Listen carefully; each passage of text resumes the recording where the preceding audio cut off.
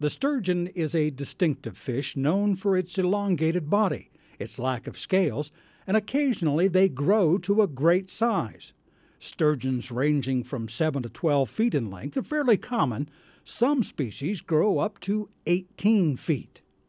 But the sturgeon is best known for its roe, or eggs, and those eggs are better known as caviar. Now, caviar can fetch a mighty high price, in some cases several $1,000s per pound. That makes some sturgeon, pound for pound, the most valuable of all harvested fish.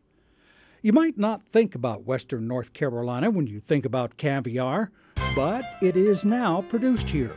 A startup company saw the potential and is taking advantage of the sturgeon's high value. LaPaz Sustainable Caviar has been farm-raising several species of sturgeon for the better part of a decade, but only now is reaping the benefits. So in 2000, they broke ground on this facility. This is 2013. We're finally doing our first harvest. Well, actually last year, 2012, we did our first harvest. We have 16,000 fish in tanks. Each tank is 20,000 gallons of water. It supports 10,000 pounds of fish. So as the fish increase in size, we get less and less fish in the tanks. So we have 3 species of sturgeon. Atlantic, they are first out of the wild. They've been the most difficult to raise, but they're also very interesting. They still have not come to full maturity and probably won't for another couple of years, so we will not harvest caviar from them. Our next species is Siberian, and that makes what's called berry. It's a lovely caviar. It's sort of your mid-grade, pretty black bead, delicious, and we're proud of ours very much. And the third, which is probably the most interesting, is the Russian Osetra. And they produce, like I said, the Osetra caviar, which is prized right after beluga. The whole process here, when you look around and see these tanks, it takes approximately 7 years before a fish is ready to harvest. When it is time to harvest, we first of all do a biopsy. They go in and check to make sure that the eggs are firm and that they're ready for to be harvested. The ovaries are then given into the caviar room where that process takes place.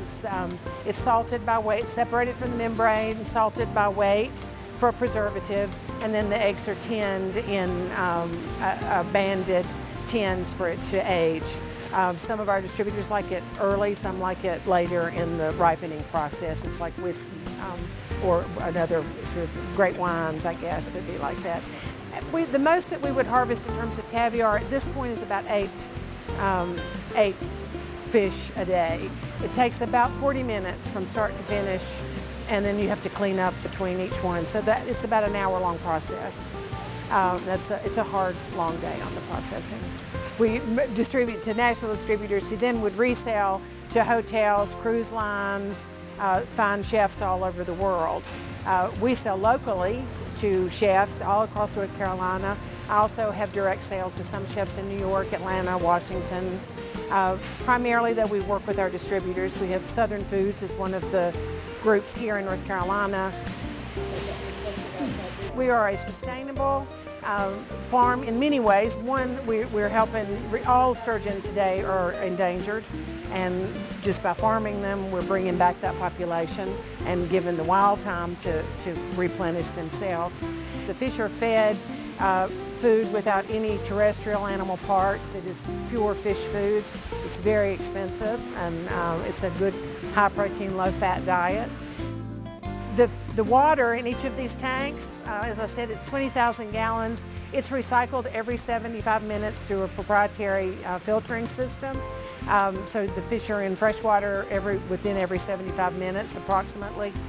After a week, all of the water is displaced, and the heavy sludge, it goes through the filtering system. The heavy sludge goes through the big water bag that you saw out in the field. The water that drains from that is pumped into the pond and then used to irrigate the fields around here for corn. It's an excellent fertilizer. I think everybody loves it. The fish are great. They're sweet. They're very docile fish. They're kind of interesting. They like it here. It's Happy Valley after all.